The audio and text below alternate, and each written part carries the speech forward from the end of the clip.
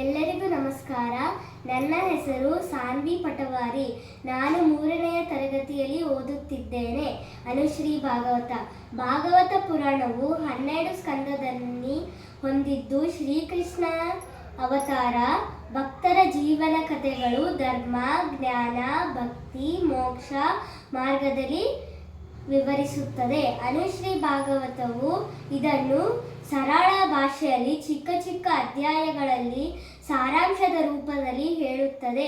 ಮುಖ್ಯ ವಿಷಯಗಳು: ಸೃಷ್ಟಿ ಕಥೆ ಮತ್ತು ವಿಶ್ವದ ಉತ್ಪತ್ತಿ, ಧ್ರುವ, ಪ್ರಹ್ಲಾದ, ಗಜೇಂದ್ರ, ಅಜಾಮಿಳ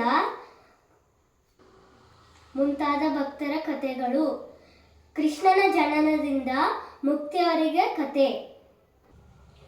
ಆದೋ ದೇವಿಗೆ ದೇವಿ ಗರ್ಭಜನನಂ, ಗೋಪಿಗೃಹೇ ವರ್ಧನಂ, ಮಾಯಾಪೂತನಿ ಜೀವಿತಾಪಹರಣಂ, ಗೋವರ್ಧನೋದ್ಧಾರಣಂ, ಕಂಸಚ್ಛೇದನ ಕೌರವಾದಿ ಹತನಂ, ಕುಂತಿಸುತ ಪಾಲನಂ.